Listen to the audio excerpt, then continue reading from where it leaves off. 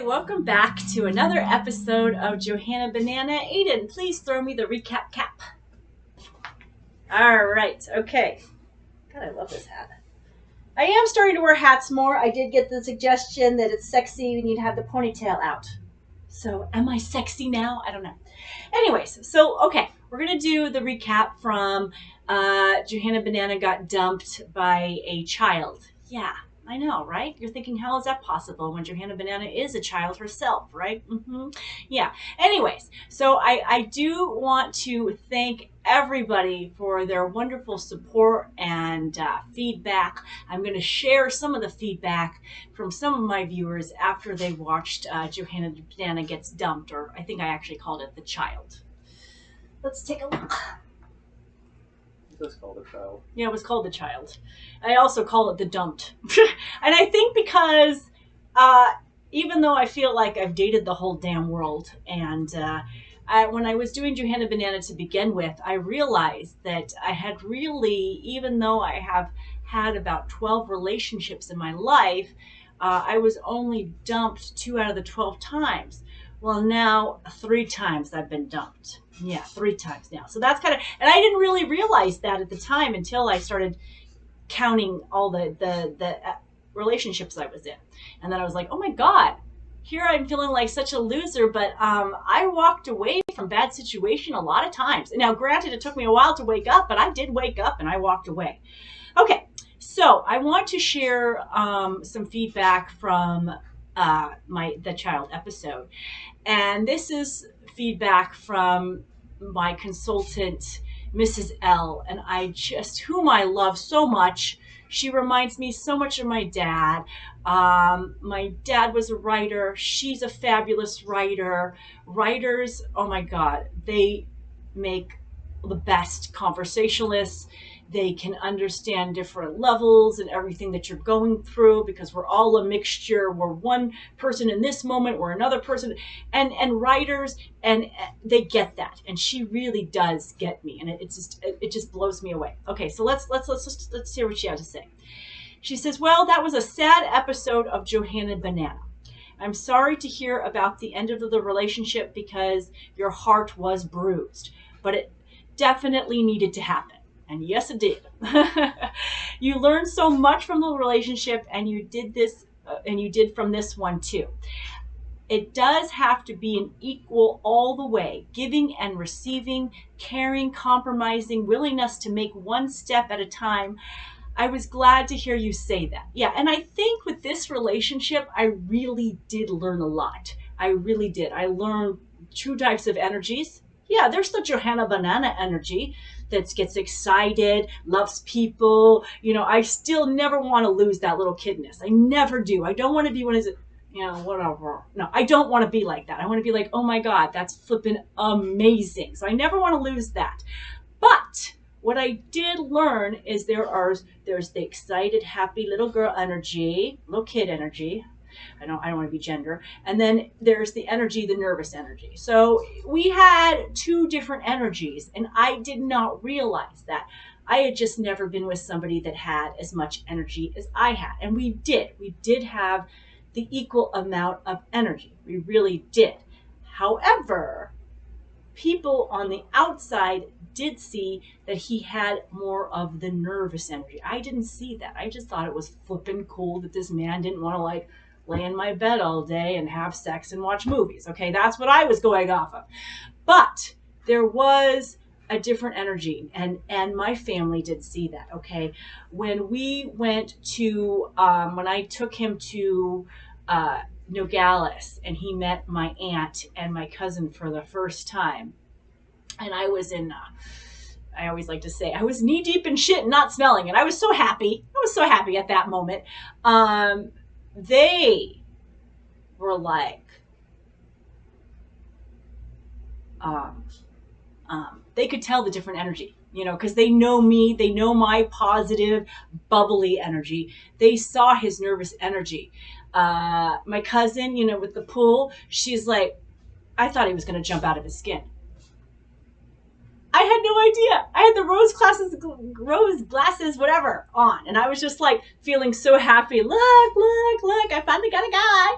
And here's my aunt and my cousin like, oh my God, this is a lot. This is a lot to take. This is a lot.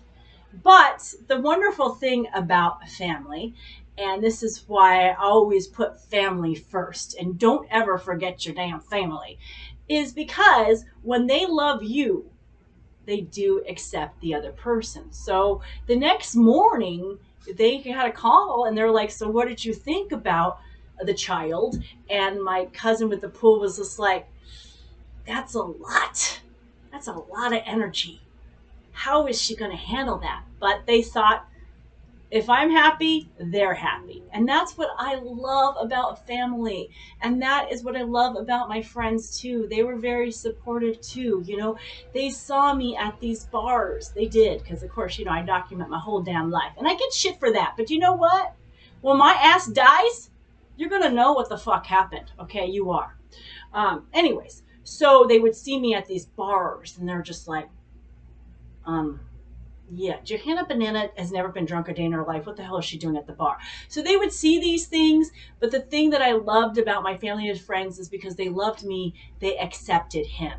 They waited for me to wake the damn fuck up. Yeah. The sad thing is, he was the one that kind of woke up because of his nervous energy. He couldn't handle being in the relationship. He was just like spinning and spinning, so he dumped me out of the spinning thing. But at least I saw it finally, and I stopped spinning with him and I got out. I'm going to just share one more thing because I can tell that I am rambling. I'm so sorry. I'm going to share one more thing from one of my childhood friends that she posted about after she watched the episode. Now, she did not finish watching because I do ramble on, so it takes her a couple of times to watch it. She did not realize that he had dumped me when I went to the Bay Area. Okay. So, and I totally get it. I do not feel offended when people say Johanna goes on and on and on and you have to take breaks watching my episodes. I don't get offended by that. I don't. I understand. Okay, so she finally finished watching Johanna Banana. And she said, I just saw the rest of your episode this morning. Wow. That guy was an ungrateful piece of shit. Sorry, but you deserve so much better. And yes, there's a lesson in everything we hold on to. What we have learned, keep things in perspective. It's a journey. It's a journey. I'd love to know how the matchmaker thing is going in episode 31. I think it's actually episode 41. I don't know because I can't show them. I'm rooting for you all the way. I hope you find your person. I have no doubt you will. Thank you, girl. Thank you so much for that. Really appreciate that. And a lot of people, they did cheer me on. They gave me a lot of good feedback from learning it. I can't get into every one of these because I want to get on to this episode, which is Johanna Banana goes back home. Okay, so it was actually pretty cool that I got dumped and then was able to go away on a trip. I mean, that rarely happens, right? I mean, if you want to get dumped, I say get dumped and then go on a trip. It worked for me. I came back and I'm like over it. So it really did work because this trip, I learned a lot on this trip. Now, every year, Aiden and I have been taking trips. And I thank my dad every time I take these trips because we weren't able to do this before my dad passed away, and so we're very thankful. Thank you, Dad. Okay, so when a person dies, it makes you definitely look at life differently. When a very important person dies and you become an orphan, you suddenly become, oh my God, everybody's going to be dead. It's a horrible thing that you go through, but you do. You think, everyone's going to be dead, and then you're rushing around to try to meet the people that your parents knew and reconnect because, well, you missed your damn parents and they knew your parents and you want them to meet your child. And so all of this was going in my head, and the first time the first trip we went on, of course, I had to go see one of my surrogate mothers, Mother Carol, and thank God that I did because she passed away the following year. That's how I knocked out my two front teeth. But I was very grateful that I went to see her. I'm so grateful for that. So, because of that, I thought, let's continue this.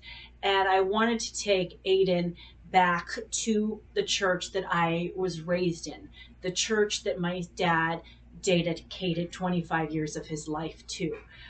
It was a very, very small church when it started. It was actually a church sharing a church with the Methodists. My dad was able to, and all the parishioners too. I don't want to ever say that my dad had full credit with this, because you can never take full credit. It really pisses me off when people take full credit for crap, because there are so many people that make crap happen. All right. So anyway, so he took this church that was sharing with the Methodists. He took it from that down to another church. It wasn't a church. It was actually called a Portuguese dance hall. Took it to this other building, really built it up, got it away from churches. There are churches that are on access and food stamp people. It's in the diocese. Then there are churches that kind of stand alone financially. So there are missions, there are parishes. Okay, this is how it is in the Episcopal diocese. And so he took a church that went from a mission into a parish, and it's incredible. And it was an incredible journey, because I was 3 years old and my dad retired when I was 28 years old. So I really wanted to take Aiden back to the church that made me, and the people that really touched my life, and turned me into the person that I am today. And I wanted to show him that. So that's why I wanted to go. Now, I tend to go the other way. I tried to stay more positive. It was kind of the household I was raised in. I wasn't raised to have a pity party and sit there. No, I wasn't. I was raised into looking at things at a more positive perspective. I'm not going to say that I'm as perfect. I'm a Debbie Downer. Trust me, I can be. But I try not to stay in that state. I do. And when I'm in that state, it's horrible. But so I went into this trip thinking, I'm going to show my kid my hometown. I'm going to have him see the church that I grew up in. This is going to be fabulous. This is going to be great. Oh my God. I was so naive, and this is where I am a little girl in this whole thing. And there were people, like I said, I love my family, I do, and they were a little worried about me going on this trip. But because they love me and because they are evolved, they didn't say anything. They just let me go and find out for myself. And that's something my dad did too. He always let me go out in the world, fuck things up, fall on my face, and I could come back and be with him. And I'm grateful for that, because a lot of people have a fear of failure. And I think because my dad didn't ever instill that in me, I would just go out there because I always had the safety net. My dad, I didn't care if I fell on my face. My dad was there to pick me up, and so I am really grateful for the fact that they didn't say anything as I go into this trip. Okay, so let's get into this trip. Now, I have to be very frugal, because groomers do not get paid for their vacation. You don't get paid. If you're not working on a dog, you're not making money. Bottom line, okay? So that's why I only can take one trip once a year, and I take a whole week off, but I got to make sure I can afford to pay for that trip. I got to make sure I can afford to pay my bills and that sort of thing. So I have learned, thanks to my surrogate mother, Mother Carol, it's very nice to just be able to get the flight and not rent a car, because I hate driving anyways, and stay with people. Yes, you are dependent on them. That is the downside. But the wonderful side is you do save money, and I think it's just more personable staying with people. I really do. I'm a people person, so yeah, I want to stay with people. So we decided some of my dad's parishioners moved a little further out. So we decided to first stay in Pacific Grove, Monterey area. We flew into the Monterey airport, and it was really cool, because I felt like when did they have those planes? We got to go down. We walk on the stairs. I felt like I was in the 1950s. They did, yeah, I really did. Except, we weren't all dressed up like they did in the 1950s. And so we go down the stairs, and it was fabulous. There was, it was overcast. It was really overcast. It was freezing. Okay, we were not prepared for the temperature. We were not. We went from 110 to 60-degree, like, damp temperature. At 1.8, it's like, remember, you were like, everything feels wet, wet, wet. Yeah, but no. I kept thinking, did they dry this? Did they dry that? It's like, no, they did. They did, yeah. It was just the moisture. It was the moisture in the air. But, I mean, the house that we stayed in, flipping amazing. It was gorgeous. It was like a craftsman cottage. It was fabulous. I felt like I was in a museum. It was just, because Johanna Banana is I'm not the neatest person in the world, and they had these two people were like the most structured, neatest people you'll ever meet. So here comes exploding Johanna. I know. I felt bad. Like I'm sure they were horrified at what I did to their room, and I'm sorry about that. But I just have so much stuff. It was amazing. But so we get there, and the first thing we decide to do is walk around. And the first place we sit on is this bench that apparently one of my dad's former parishioners always sits at, because her husband that she just got married to, his family owns a home there. So of course, and I love her. I just love her. Deadhead Tina, I love you, girl. And so they showed me, this is where Deadhead Tina sits and has her coffee in the morning. And it's an incredible view out to the ocean, out to the bay. I said the ocean. See, I already had forgotten. I always think everything's the ocean now, but it was the bay. Out to the bay. And so that's the first. So let's post the first picture, and you can see us all bundled up. I always travel in my Hello Kitty sweatpants. It's the best way to travel. And so here we are, all bundled up in Pacific Grove. PG, as they call it. Okay. Now, we were staying 3 nights there. We broke it up. It was 6 nights, and it was 3 nights in, I don't even know what you call that. What do you call the Monterey Pacific Grove area? Because I'm always like East Bay, South Bay, But anyways, we were down there before we decided to go to the Bay Area. So we spent 3 days down there. It was great. We went to the Monterey Bay Aquarium, that famous Monterey Bay Aquarium, and oh my God, it was so packed. Oh my God, I felt so bad for you, Aiden. It was awful. But it was wonderful, and it was beautiful. The best part was the jellyfish. The jellyfish were amazing. Aiden posted some videos of the jellyfish. Yeah. Oh my God, that was a lot. It was beautiful. It was so beautiful. So that was wonderful. Now, here's where I wasn't thinking. And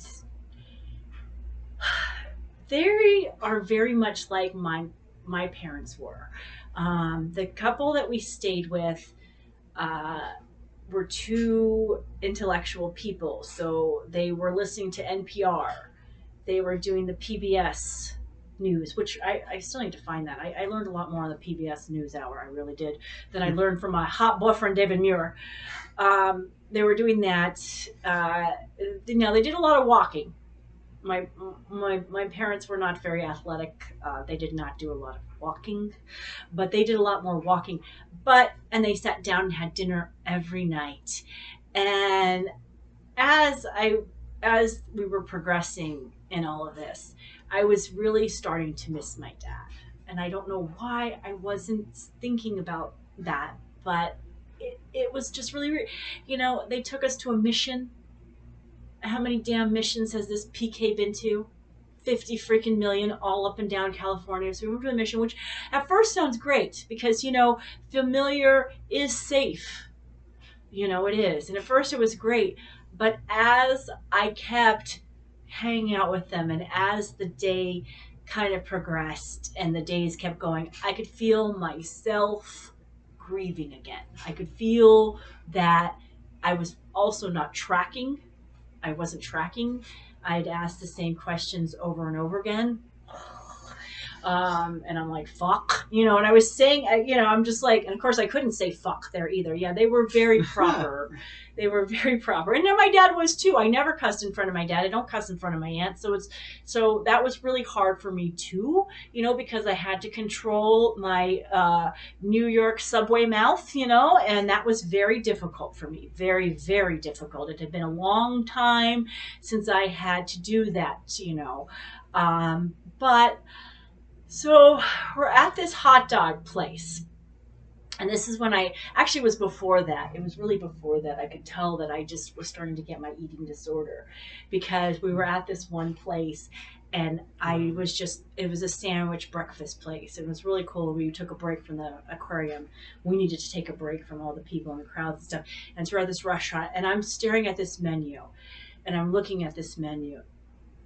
Oh, yeah. And I'm just like, fuck this shit. This is how you feel. And I want to say it's so hard for me to describe my eating disorder. And trust me, it's hard for people to hear because they're like, oh my God, I wish I had that problem. I can't stop shoving food in my mouth. I get that. I really do. And trust me, I was that way. Hello, I was 180 pounds before my dad died. Okay, I know what it's like to be chunky, milky girl. Okay, but it's a control factor. All right, it's a control factor, and I try to equate it to someone that's like deathly afraid to going to the dentist. Right, it's hard to even walk through that door, right, because you're so flippin' afraid. Okay, it's like that with food, right? You get to that point and you're like, fuck this shit. I can't eat this damn food. My emotional knee-jerk reaction was, Aiden, I because I had to be, you know, leave it to Beaver girl, so I had to keep my cool. I wanted to just take that menu, throw it in the fucking garbage, and I wanted to run. That's all I wanted to do because when you get to that point, you just hate food. It feels like a chore. It feels like even the act, I'm trying to describe for people that don't understand this, even the act of chewing can feel like you're in the hot Phoenix sun pulling weeds and you're just like, fuck, fuck, fuck, I hate this, I fucking hate this, I hate this, I hate this. That's how it feels. And it's so hard to describe that to people. And I hate saying that to people that are trying to starve themselves to look good, to be in a dress or something. I really hate going, oh my God, I can't gain weight. And these people are like, shut the fuck up, Johanna. I'm trying to get in this goddamn dress. And I feel really bad about that. But I just try to explain to you where I'm coming from. And so that's what happened. So then Aiden was just like, I saw this, the saving grace was a pancake, right? So I saw somebody serve somebody this pancake. And these pancakes were huge. They were like this big, right? They were this big. They were bigger than the plate. And that's what Aiden wanted. And I was like, ooh, I found my loophole, you know? And I was less like, I'll just have a couple bites of your pancake, Aiden. That's what I did. So that's what I did. That is literally what I had to do. You know, I had to just take a few bites of your pancake. But I could feel that I was having low blood sugar. I could feel the headache coming on. I could feel myself being shaky because I really wasn't eating very much. And it was really hard for me. And so, yeah, that is what but luckily, now that I've gone through this roller coaster of grief, because it is a roller coaster, you're never completely off of it, I feel like. I can recognize it. And so when we went to this hot dog, and then we go to the hot dog thing. And of course, these are not just like regular hot dogs. This is one thing I have learned about restaurants and food and all this stuff. Aiden and I were hospital food people. I know that sounds horrible, but we like just plain. I don't need all this seasoning. I can't do spicy stuff. Blah. You know, but foodie people, oh my God, they're really into all this crap. They really are.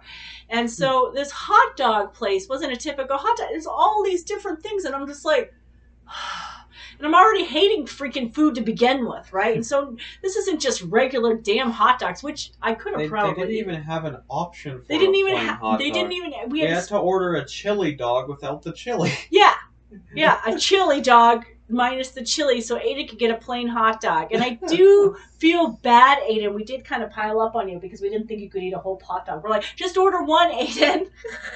And because I was hating food so much, I'm like, just order one hot dog. Oh, so yeah. So I could not figure out what to fucking order. And so I'm like, oh, and that's how I could feel that my eating disorder was kicking in. And then I was grieving too, because you can't make decisions. You can't think. You're not tracking. You're just like, ah. And so I ended up having to get some like gourmet tater tots. Who would have thought tater tots being gourmet? But they're gourmet tater tots with all this stuff on it. I don't even know what it is. I could barely eat it. I ate a little bit. I know these are the tricks of people with damn eating disorders, right? You eat a little bit, and then I'm just like, I can't freaking sit here and eat because it's like a chore. Remember, it feels like you're pulling weeds in the middle of summer. And so I go to the bathroom, right? Because I want to do other things besides eating, because that's what you do when you have an eating disorder. So I go to the bathroom, and the bathroom is fabulous, Aiden. It has all these cool stickers and all this stuff right. So I'm reading everything. I'm not even going to the bathroom. I'm just reading everything because I need to take a moment because I fucking hate food, And so I'm just reading and reading and reading and reading, and then I'm like, but then I also think, and I don't want to think that I'm not one of these people that do worry. I do worry about what other people think of me. I try not to, because it's not a good habit to get into. But then I was thinking, oh God, what do they think I'm throwing up? I don't throw up. I want to say my eating disorder is I'm not purging myself, people. Okay, I'm not. I'm not sticking everything in the kitchen sink down my throat so I can throw up. So, but I was thinking, I'm like, oh my God, what if they think I'm throwing up in there? Because I didn't tell you this, Aiden, but when I was there, one of my dad's parishioners did notice that I wasn't eating properly. Yes, she did notice that, and she says she thought it was a weight thing. She's like, you look great and you're skinny anyways, right? That's what she told me. And I thought, really? You don't say. I wanted to say, because this is how you feel when you're in this problem and it's like all about you. My knee-jerk reaction was like I don't know that I'm fucking skinny. Like, I don't have to put on a damn belt before I walk out the door. Like, and the thing that pisses me off the most, and I think this is the thing that, it's not about my looks. It's not. I was happy when I was 180 pounds, people. It really hurts me when people say, you're not going to get fat again, Johanna. And I'm thinking, I don't think I ever was fat. It's not about that. With me, it's a control factor. I don't know what it is, but when my life isn't in order and I'm grieving for my dad, or I'm feeling lonely or less than, I can't eat. I'm just going to say that's what it is. It's not that I'm trying to get into some freaking dress. It's just a chore for me, and it's horrible. So that's what was happening. But I realized it. I did. So now we're going to, that was our first part of the trip. Now let's get to the second part of the trip, as Johanna Banana was falling apart. Yes. Okay, so let's go to our later part. Now, the really cool part about how we got from the Monterey PG area and got up to the Bay Area was we took a train. Yes, we took Amtrak. We took this train in Salinas, and we went up to Emeryville. Yes, Emeryville. I know. It's so sad. It's so weird talking about your hometown, but you don't really remember anymore.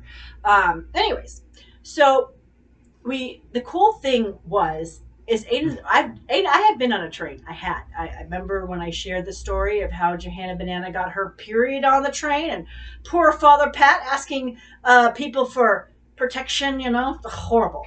Anyways, but Aiden had never been on a train, and you thought it was great, Aiden. I'm gonna let you talk for a minute about the train, because it was really nice, because I don't know.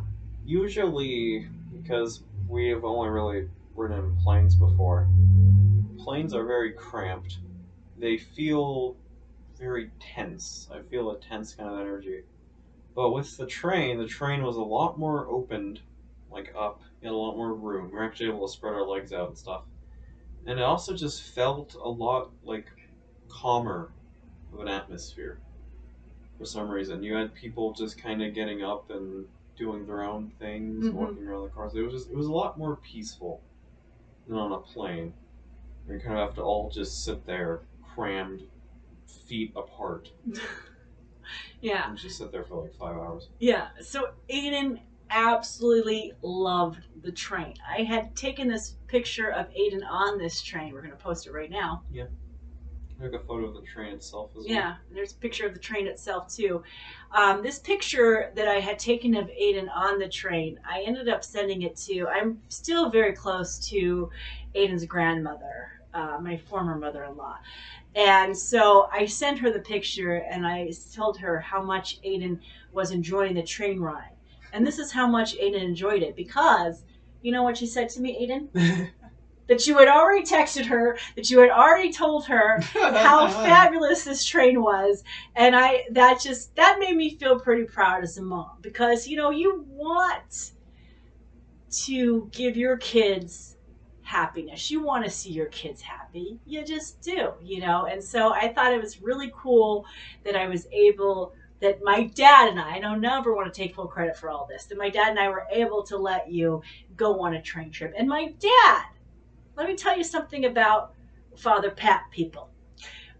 He did not like flying at all because my dad actually remembers planes where you had to have this little tube thing and oxygen. Okay. He also has been on planes because he lived in Colombia over the Amazon that were not very wonderful, shaky planes. Not exactly maintained. Not exactly maintained. So he hates flying. The first thing Father Pat would do when he would get on a plane is he would order a Bloody Mary. Yes, that's really the first time I'd ever see my dad want a drink. But that would be like the first thing he would do.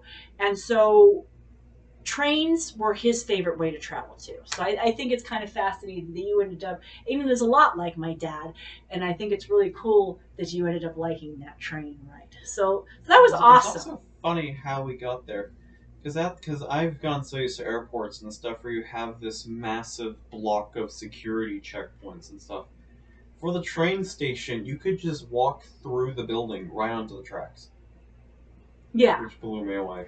Yeah, you're right. The security was a lot more laxed. Yeah. It was a lot more laxed. It was a lot calmer. And there was a lot more space. The seats were roomier. So we are thinking about maybe traveling via train next year. I don't know. Somehow possible, but we'll somehow look into working that out at some point because I did think that was interesting. So that was really cool. Now, when we get off the train, Deadhead Tina picks us up. And oh my God, I just love you, Deadhead Tina. Like, I swear, Aiden, if you looked up in the dictionary love, you would see a picture of Deadhead Tina. You really would. Because when you see her, she is just pure love. Pure love. She's a lot like me.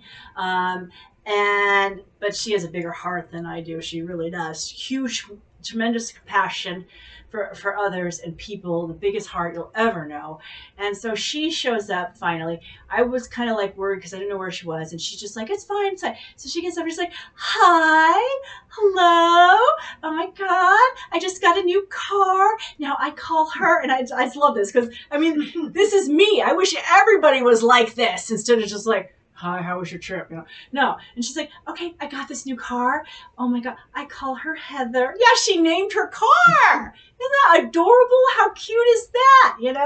And so she's like, it's okay. Okay, let's get all your stuff. She's a true caregiver. Okay, Aiden, are you okay? Okay, does everybody need water? Water? She's just, it was so nice because here I am, falling apart, raging headache, belt on tightly, because I hadn't been eating, and it was so just nice to see them, and it was so nice to meet your husband. She's newly married, they're newlyweds. So I got to meet your husband. That was great, and the two of them together were adorable. They really were, and they told me how they both had bad marriages, so that's why they were gun shy to get married. But then they finally got married, and it was great. And it was just wonderful to see the two of them together. Just to see that the love between them is so nice, and that's what I strive for. I know that not all guys are bad because I've been around a lot of good guys. I just haven't found the right guy for me. Okay, and so they give me hope. One day I want to be like you guys. I really do. And I really hope my matchmaker will find me somebody. Okay. So now it's late. It's late. We get there. I think we get there like 9:30, and I think we get to my It other was the about 11. it was about 11. Okay, so of course we show up at 11 o'clock at night to this other parishioner's house. Now I want to tell you a little backstory about her, and so thank you so much for offering to have us and having us stay with you. It was fabulous. Um, Now, she was a single mother. She has one daughter, and that's why I think I can really relate to you because we both were like one and done. She has one daughter, and I really looked up to her daughter. Her daughter was beautiful. I mean, gorgeous. Still is. I don't want to act like she's not around. She's a wonderful doctor and everything. Um, but she was about, I want to say, 3 or 4 years older than me. And at the time, that feels like a decade. So I really looked up to her. She was tall. She just reminded me of like a gazelle.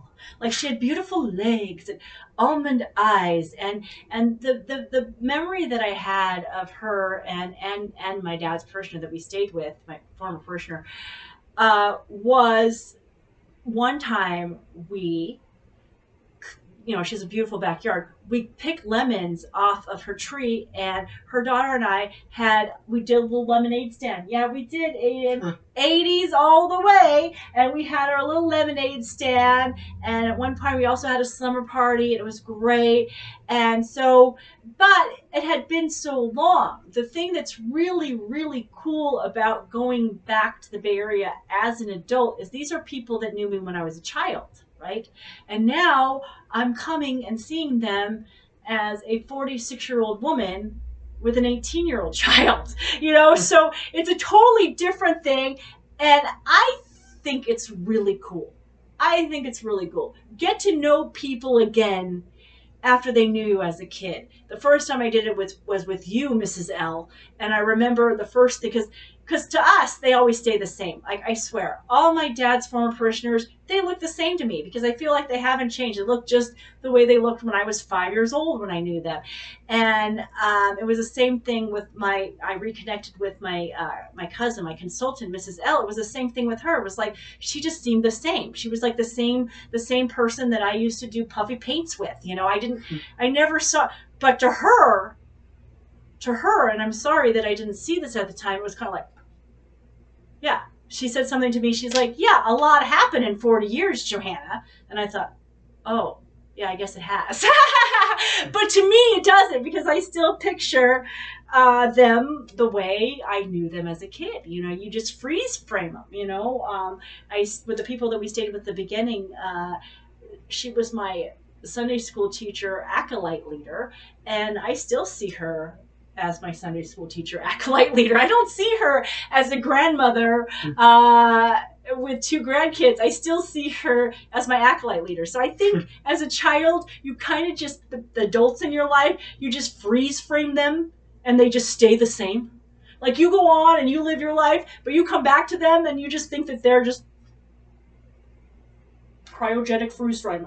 I know that they're not, but that's the way I see them. And unfortunately, it's not like that. But it's cool when you get to know them as an adult. So when we got there, it was late, and we just went right to bed. We just went right to bed.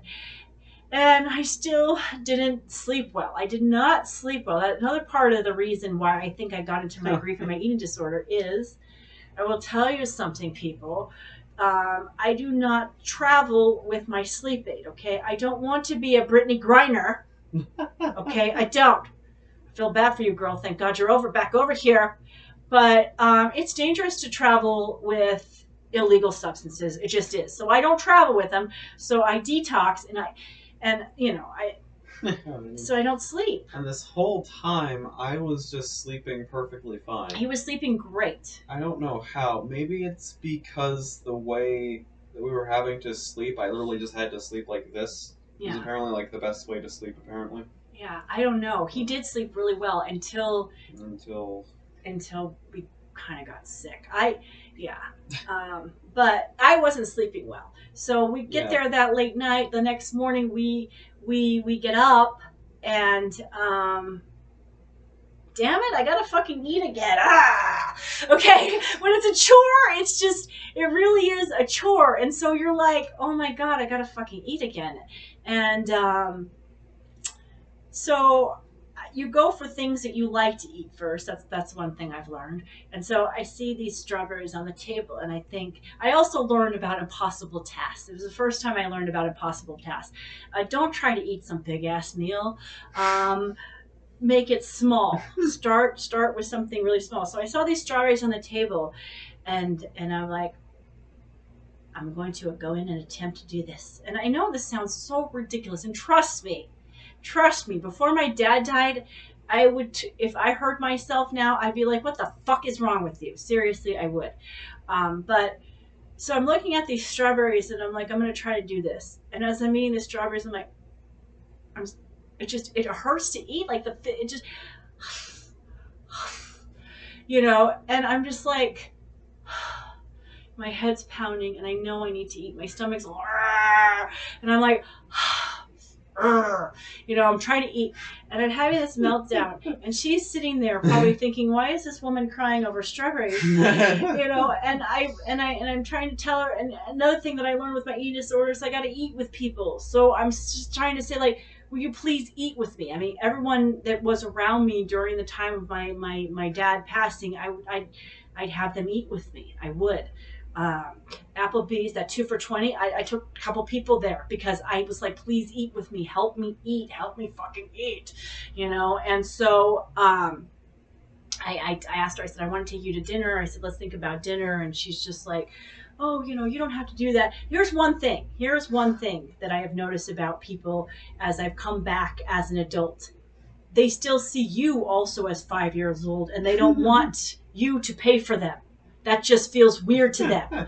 Okay, it just does. And I'm not at that state right now, but one day, Aiden, you're going to pay for me, and maybe I'll feel weird. I don't know. But they don't like when I pay for them. But I also, because I'm the poster child for being taken advantage financially, I never want anybody else to feel like I'm taking advantage of them financially. I don't. And she had offered for us to stay, not have to pay $200 a night in the Bay Area. And so I felt like I need to take you to dinner. And so she's just like, oh, you don't have to do that. And then as I'm holding the strawberry, it's taking me half a fucking century to eat. Yeah, I know it sounds ridiculous. I'm like, okay, all right. I have a confession to make. After my dad died, I got a stupid eating disorder, and I need people to eat with me. So will you please let me take you to dinner because I need to eat, okay? And I had a meltdown right there in the kitchen where her daughter and I probably did like silly dances and stuff. And here I am 20 some odd years later having a meltdown trying to eat a strawberry. It was just incredible to me. But what I loved about her was the fact I could really be myself. It was the first moment that I felt like I could finally have a meltdown. I could finally just collapse and just be like the fucked up Johanna Banana that I am, because I am. We all are. And if we would all just admit it to our damn selves, we wouldn't be so damn cranky trying to be perfect for everybody. Anyways, so we do that. Now, Deadhead Tina was on her way to come pick us up. She offered to be, and this blew me away, and this is why if you look up love in the dictionary, you're going to see her, or you look up selfless acts, you'll see her. She offered to be my personal chauffeur. How many times has Johanna Banana told people if she wins the lottery, she's going to hire a driver, because I fucking hate driving. And this woman offered to be our personal chauffeur. I won the lottery. Yeah. Flippin' amazing to me. So she comes to pick us up, to take us to the Bay Area. Yeah, that's right. It is time now for Aiden to see San Francisco. Yes, okay. So, now, first, I should say, before we go to San Francisco, I was very, very, very relieved that we were going to a Chinese place because I'm a Bay Area girl. Asian food is where I go for comfort, and I can always eat Asian food. So I wanted Chinese food, okay, and I was going to. So before we went to the Bay Area, I decided we are going to go to lunch. Now I was going to take you, Deadhead Tina, and my other good friend, uh, uh, uh, I can't remember your nickname, girl. My other friend that I went to high school with. I was going to take you guys out to lunch, but Deadhead Tina, with her big ass heart, she paid for all of us. But it was great that we went because I was still having my issues. They could tell I was having my issues trying to eat because I still couldn't decide what to eat. But thank God everybody got a bunch of food, and so I was able to eat a little bit of rice. I still went to the bathroom, still had a little bit of a meltdown there, but I was able to come back out and eat, and it was great. It was really good. What?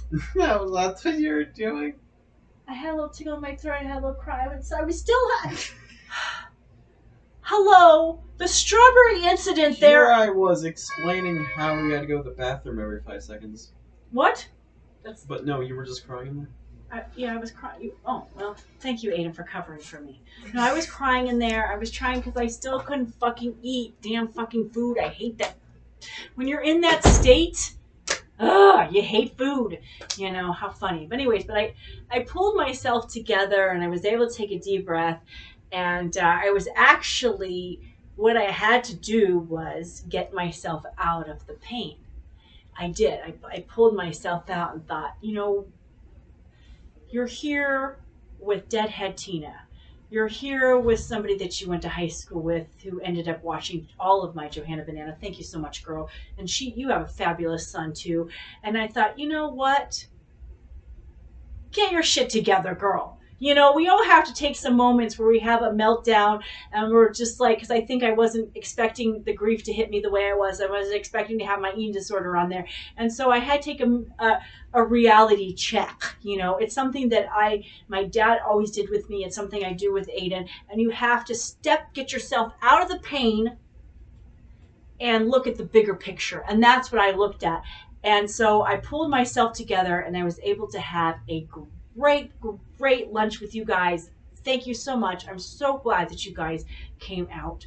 And I was able to eat some rice there. Thank you for ordering the rice. And it was great.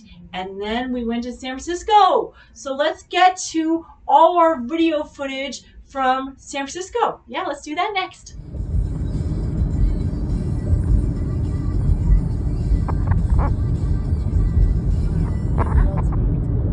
Yeah.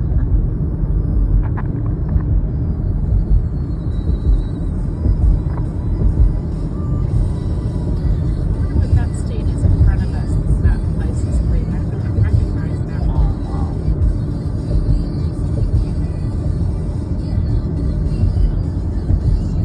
Oh gosh, yeah, look at Aiden. That is magnificent.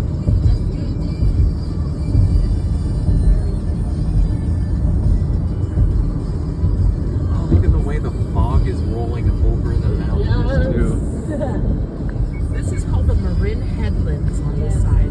Wow. That is incredible. And the phone just died. Ah, That is beautiful.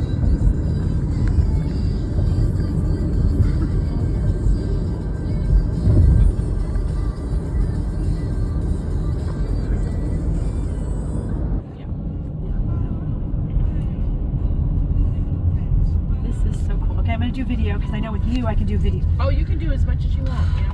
Oh, Jeff is gonna kill me if I do this. Oh, is he? He's not social media, Oh.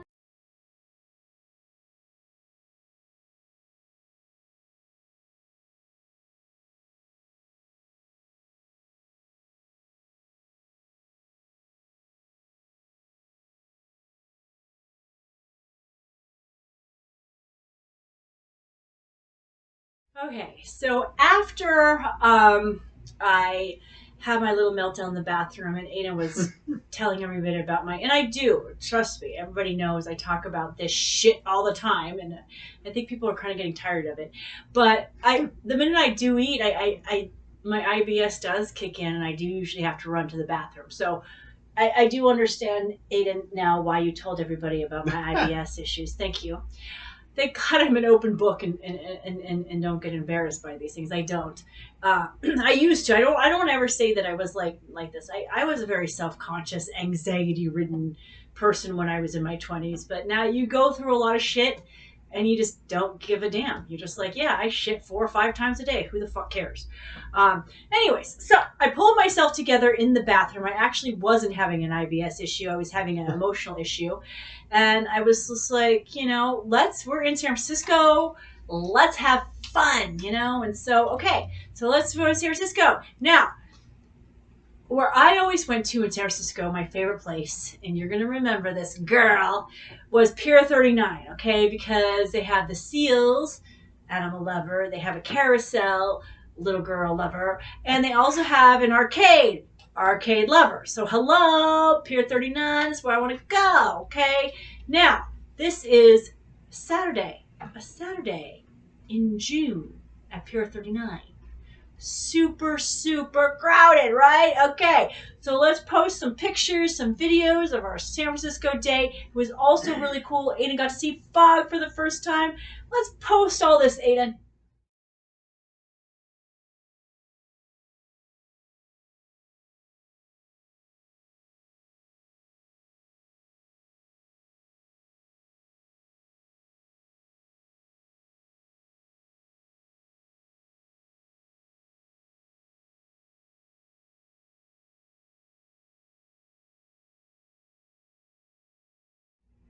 Okay, so yeah, you see how crowded it was. Now, what did you think about the fog? Aiden got to see fog for the first time. What did you think about the fog, Aiden?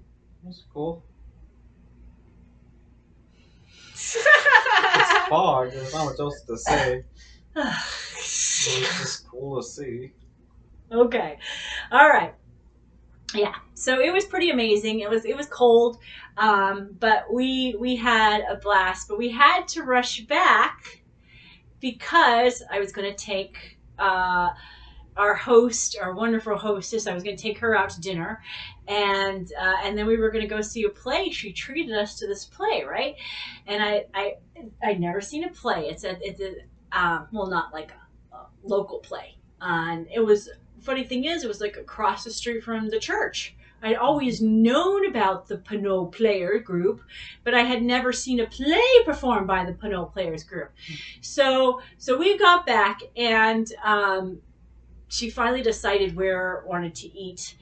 And I know you didn't want us to spend a lot of money, right? And so this is why, and maybe I'm sure you love this place. A lot of people love this place. But okay, so I said, where would you like to go to dinner? Yeah. And she said, and a lot of you guys are gonna be like, yummy, but Ada and I are just technically Latin, and I don't know, but food is weird. Okay, Chipotle. Yeah, she wanted to go to Chipotle. Yeah, okay. Now, Chipotle is very, very popular here in Arizona, too. Okay, so I don't want to think that it's just some California thing. Everybody loves fucking Chipotle. The minute I mention Chipotle at work, people are like, oh my God, don't talk about Chipotle. I'm hungry already. Okay, but the minute somebody mentions Chipotle to Ada and I, we're like, Yeah. fuck. And not to knock it, you treated us, so of course, we're trying to be polite, and we'd never been to Chipotle, and we're like, okay, all right, we're going to Chipotle. All right, here we go. So we get to Chipotle, and again, I feel like I'm at the fucking hot dog place with 50 million. That's another thing I don't like about Chipotle is they're not plain hospital food people. They're not, okay? And it's all this fresh mech stuff and all these weird, I don't know, seasonings. And I'm not a cilantro fan, so there's a lot of cilantro but but I was happy to take you there because this is your place. But we're in this shopping center, and I don't know where the fuck I am. Yeah, that's right. I'm in my hometown, and I'm going to this Chipotle, which wasn't there. This shopping center that I was in wasn't there 20 years ago. And I'm like, Okay. And so what do we do? What do Wade and I do when we're at a place and we're like not sure about the food? I'll tell you, people. What do? You go to the kids menu, okay? Because we are little kids. And so I see, oh, thank God, they got a cheese crisp. Fabulous. Okay, I'm there. I used to always tease my dad that I was like, Dad, I want a cheese crisp. And he would say, my people call that quesadilla. Whatever, Dad, get me a cheese crisp. Okay, but anyways, it was a running joke that I always had. So with my dad.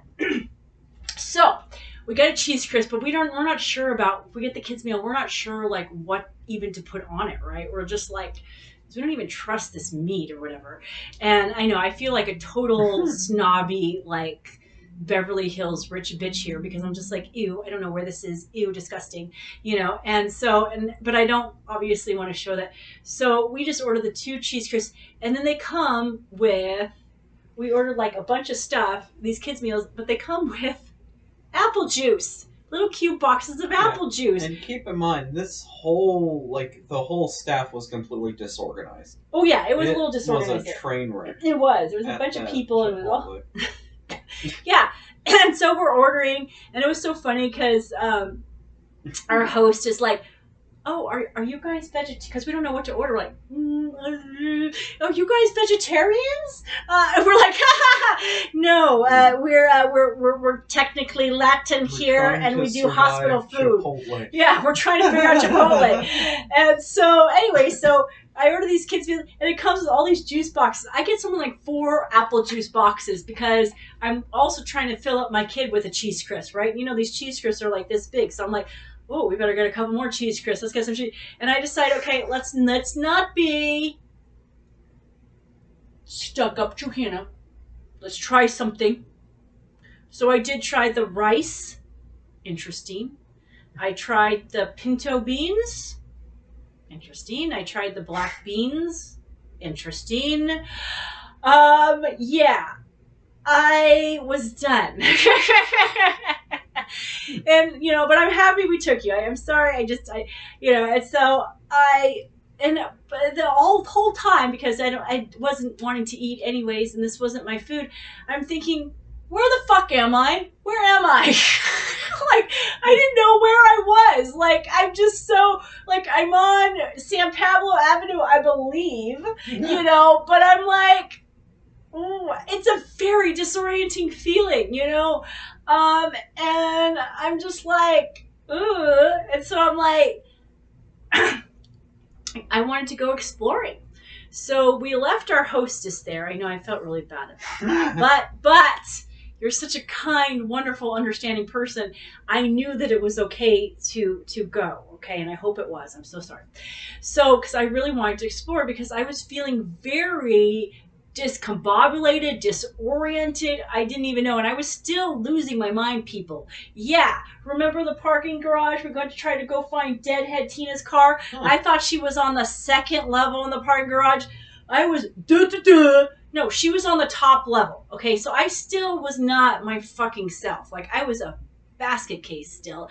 And I wanted to get grounded. I wanted to walk around. I wanted to know where the fuck I am. What is this damn shopping center? Why is there Chipotle? Trader Joe's? Where the fuck have you been? Like, I was so disoriented, right? And so I wanted to go walking around. So I go walking around. Now I'm walking in this shopping center. We do happen to see Subway. Thank you, Subway sandwiches. So we stop in, we get in a sandwich for later on, because I am really worried that these cheese crisps are going to just go right through you. My kid, 18-year-old kids, they eat a lot. And so I get them a sandwich, and after leaving Subway, I find this bridge. And finally, something looks familiar. I'm like, oh, I know this bridge. I've seen this bridge before. Yeah, I definitely felt like Alice in Wonderland. I really did. And I'm like, I think I know where I'm at, right? And so I go on this bridge, and I'm walking on this bridge, and I look, and I'm like, oh my God, it's my high school. Like, I finally feel grounded, like I know where I'm at. So, okay, let's post some of the videos as I was walking around my hometown. Okay, so, oh my God, I'm so disoriented. Yeah, I'm in my hometown, but do I know where I am? Hell no. Okay, so I was in this like weird shopping center. I know it sounds really weird, called Pinole Valley Shopping Center, but it looks totally different from what I thought it was gonna be, right? And we had Chipotle, and then I was looking at this bridge, right? I found this bridge, and I'm like, this bridge seems familiar. And so I go walking along this bridge, and I'm like, wait a minute, I think this is my high school, right? And I turn around, there's some kid, he's like, yeah, I go to Pinole Valley High School. And I'm like, oh my God. I didn't want to tell him when I went, like 20 years ago, but let's take a look at it. They've torn it down. This is not the original high school that I went to, but this is it. It was so huge. I mean, my graduating class was like 2,000 people. So let's take a look. Wow, look at this. Check it out. Here we go. Pinole Valley High School. Yeah, that's right. I was an East Bayer. Look how cool this is. Oh yeah, we were the Spartans, Aiden. We were the Spartans. Yes. Yes, yes, yes. I'm sure they still go by the Spartans. The thing is, I just don't really remember this path though. Yeah, this may be. This may be, they said it was. Oh, I finally remember something. Yeah, that's right. After school, we go to the library. Oh my God, I found the library, guys. Okay, so I'm so excited. Okay, so I did some in high school, and then I was like, oh my God, I used to go to this great hamburger joint after high school, and it was called the Red Onion, and I was so disappointed. I thought it was gonna be gone, and I come around the corner, booyah, the Red Onion. Bye. Best hamburgers, chili cheese fries. This was the hangout in the 90s. This is where you hang out. This is what I think is new. This Pinole Valley Shopping Center. This, I have no memory of this. And this is where we had dinner. And I just don't have You see our hamburger joint. That was fabulous. Thank God that was okay. I was really getting worried. I really was. I felt like, the Return to Oz movie when Dorothy goes back on the yellow brick road is all torn up and she's like, whoa! Yeah, that's how I felt. Literally. That's literally how I felt. So I was so relieved to see the Red Onion and to see the library that I had always remembered. Sadly, I found out that Sherwin-Williams paint store used to be this place called Zip's Restaurant. And it's kind of sad that it's now a paint store because let me tell you something about Zip's Restaurant. That is where Father Pat once a week would have what was called clergy lunch. Yeah, I know. Clergy lunch, Aiden, clergy lunch. And this is why Johanna Banana loves all, accepts all, and realizes they're just not one thing. We're all not right or wrong. We're all a mixture. Because at clergy lunch, Aiden, there was Father Patty from the Catholic Church. Love that guy. There was, I can't remember the other guy. There was another guy from the Methodist Church. There was a guy from the Lutheran Church. Every once in a while, Aiden, there was a rabbi that would show up. And I loved it. Now, I'll tell you something funny.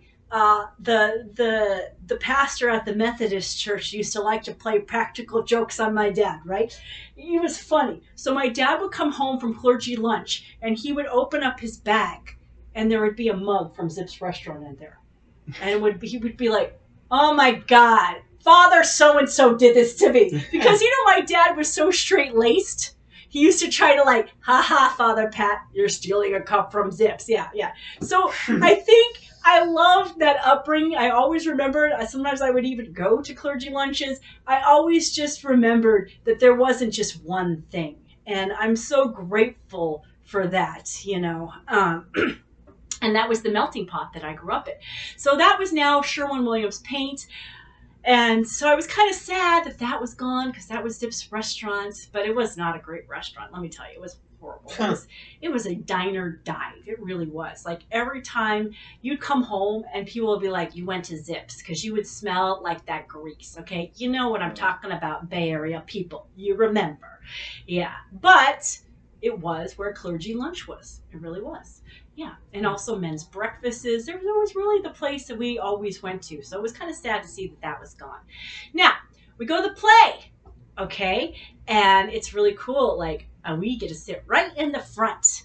And I don't know anything about this play. Aiden's going to post the picture really quickly from the program. That's called Yeah. So that was the play we went to go see. And okay, so as we're seeing this play now, we'd never seen the play. It kind of starts out a little slow. It's one of these like, and I do love these. My first husband and I love these. These are called slice of life. You just like dive into their life just for a minute. See just a little picture of their life for a minute. And it was in a time period. I don't know what time period it was. What do you want to say it was? It What do you want to was. say that time They period? specifically mentioned it was like 10 years before the first automobile or something. Yeah.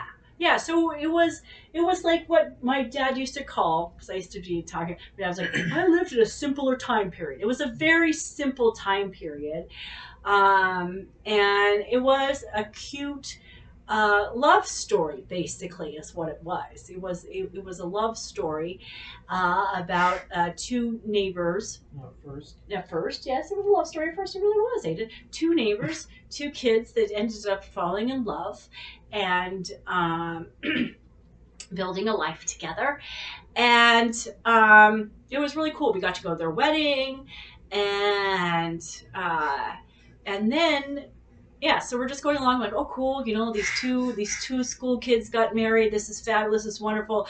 And then it goes to an intermission, which was great. We had a nice little refreshments. Oh my gosh, and then it starts up, and this is the end of it, and it starts up, and it's a totally different and I have to, as I'm watching this play, I'm really realizing that this is really kind of parallel. This is like my trip, kind of, because it started out like, ooh, yeah, okay, we're gonna go see, all these people that knew my dad and love my dad, and I'm gonna show you my hometown, and it's gonna be great, and it's gonna be fabulous, and it was, and there was some great stuff, and then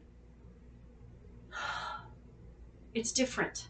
So they open up this scene, and these people are just sitting in these chairs, right? They're really just stoically sitting in these chairs. This is after we had this wonderful wedding, and it was great, and we're just so happy, and these people are just sitting stoically in these chairs. Mm-hmm.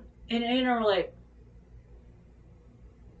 and they're talking, and they're in a very different, they're in a different place. They're in a very different place. The people that we knew that were so vibrant and bubbly, they were just, and it was really interesting. We didn't know what was going on at first, and then we realized that they were dead, okay, and that the woman that we had seen just got married just died herself. We're at a funeral. Yes, we're at a funeral. And okay, and so she passes away, and she joins these people that are stoically sitting in the chair that we were like at first, but now we realize you're dead. Okay, that's why you're stoically sitting in the chair. We get that. Okay, so they're in the chair, and she's kind of like me, Aiden. She really is, because she's new to this death, so she's not stoic yet. And she is also remembering how it was when she was alive. Just like I was remembering how it was when I was a little girl and Father Pat's daughter. Okay. And so, what do you want to do, right? What do you want to do when there's death of anything? Because there's lots of forms of death. I consider divorce a death. It's a death of a relationship. There are many deaths in your life and many changes. You lose a job, you get fired. I consider that a death of a job. Okay, so you face death in a lot of different ways, and things end. And what do you want to do? You want to get it back. You want to get back to that person you were before. You want to get back to the people that you knew when you were that person. And so that's what she wants to do, right? She wants to get back to that. And apparently, and I thought this is kind of cool, and I wonder if this is true, and maybe the writer was hoping that this is true too. Apparently, there's a little window of opportunity, the writer has said, in which the person can go back to a period in their life. Now think about this, people. Think about this. Would you ever do this? There's a period in your life that you can go back to and relive. Yes, relive. And that's what she wants to do. She wants to desperately go back and relive. And so, and now the stoic people that have been dead for a while, they're like, just like, when I'm in my tizzies and I talk to my consultant Elle and Aunt Sigrid and my cousin with the pool, they're very stoic, listening to me having my meltdown. And I'm like, all over the map, throwing this at them, throwing that at them. And they're just like, don't do it. I wouldn't go. I don't think this is what they're telling her, because she's just like, I want it back. Like, and she doesn't understand why they're so freaking calm. And trust me, sometimes I wonder myself, what the freak? Why are you so damn calm, Aunt Sigrid? I do feel that sometimes. And that's how she's feeling. She's wondering, like, why are they so calm? And she's just like, I want my life back, And so she decides to do it, even though they're calmly telling her, I wouldn't. Don't go. Very much like Willy Wonka. I always loved that about Willy Wonka when the kids were going, please don't. Stop. I wouldn't. It was very much like that. And so, but she decides to do it. And, I think I'd freaking do it too. So she decides to do it. And she goes back into this one day, and she's remembering it the way that she remembered it. That's another thing too. We all remember things with our narrative. And so she was remembering things the way she remembered it. They're, of course, in the moment, not thinking that she's dead. But of course, she has the thing in her head that, hell, I died. I'm trying to relive this moment. That's the agenda she was running with. And it wasn't the same. And she realized it. And at that very moment, I thought, ding, ding, ding, ding, ding. That's life, Johanna. That's flipping life right there. Okay. I am not the same person I was when I grew up in the Bay Area, when I ignored the Pinot player group and never went into that building. I am not that person anymore. I am also, I realized that I am not the same person I was when my dad was alive. Also, your core self, but you evolve, life happens, things change. And I realized in that very moment that you can't go home again, that it's never the same again. You're not the same person. Therefore, even if the walls, even if the ground, whatever is the same, it's not the same. And I love that play. I really did. Now, I could see when I was having that meltdown in the kitchen with her, our host, and I was trying to eat the damn fucking strawberry. They were great strawberries, by the way, so I don't want to knock the strawberries there. And I'm having this meltdown. I could see she was nervous.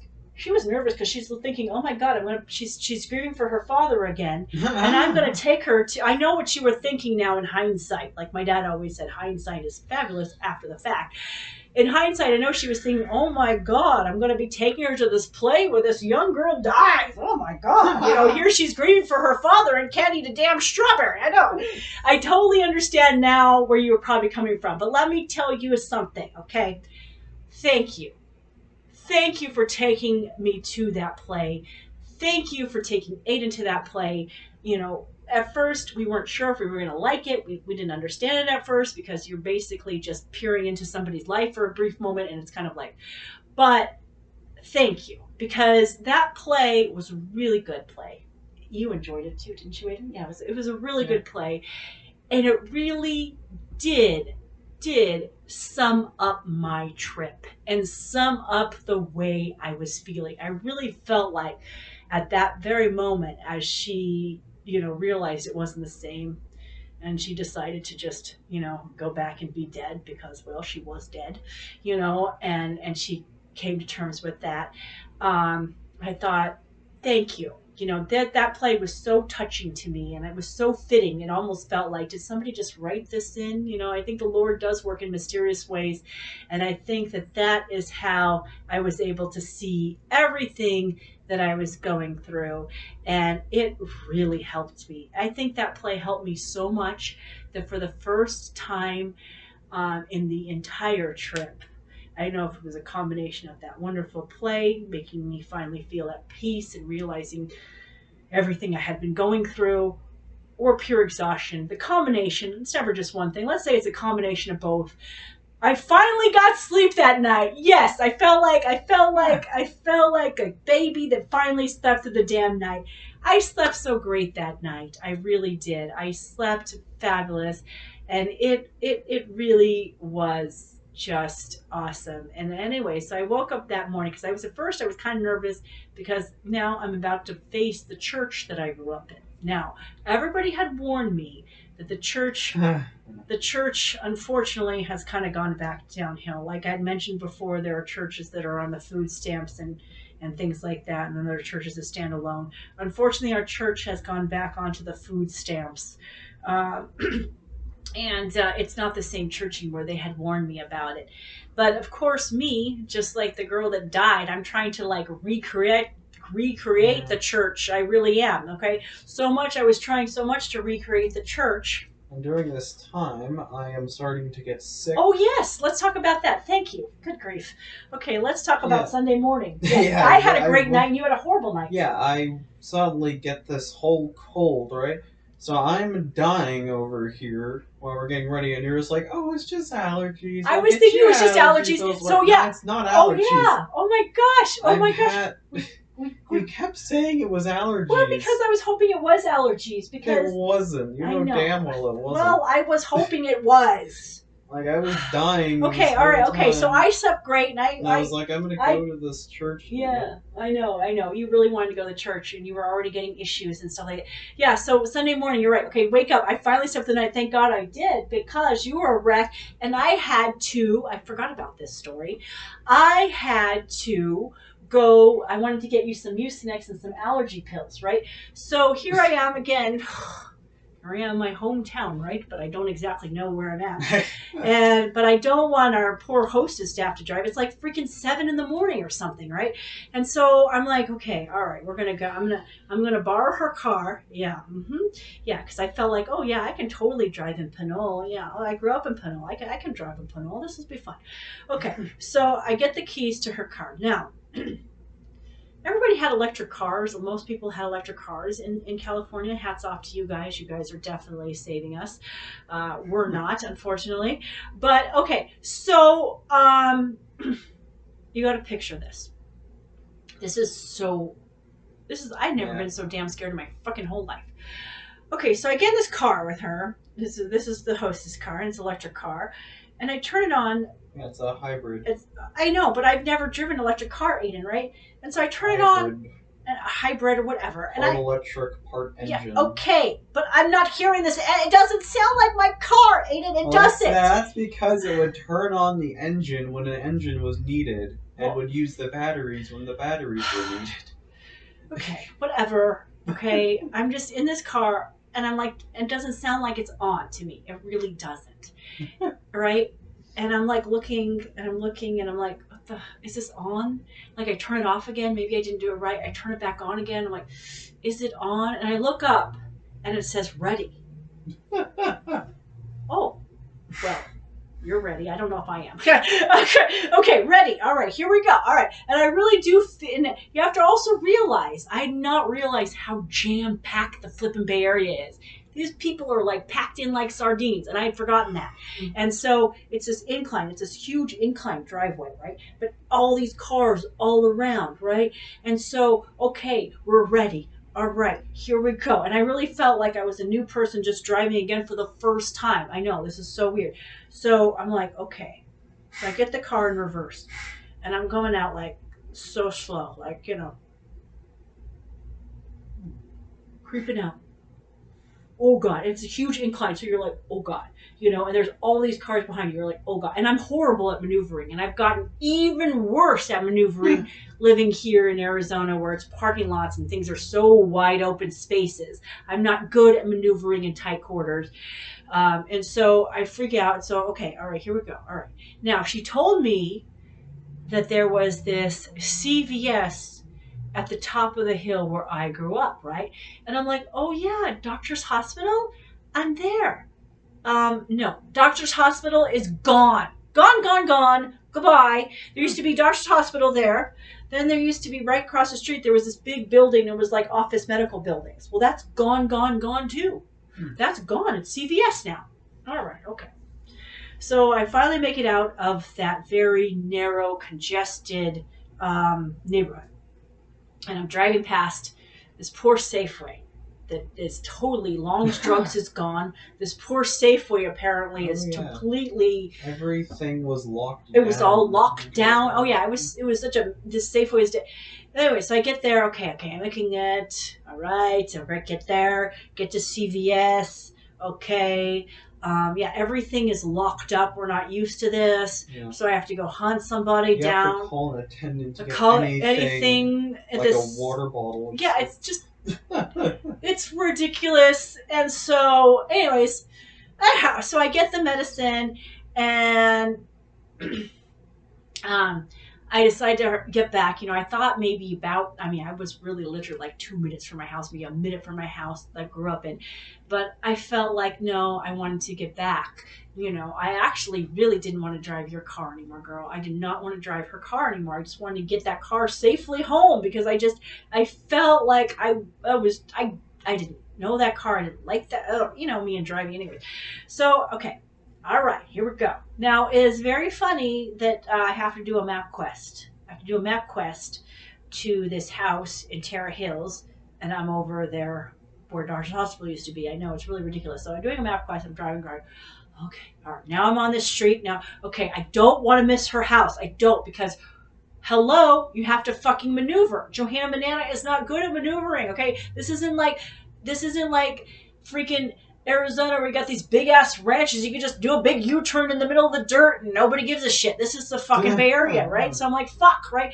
And as I'm driving, I passed her house. I'm like, fuck.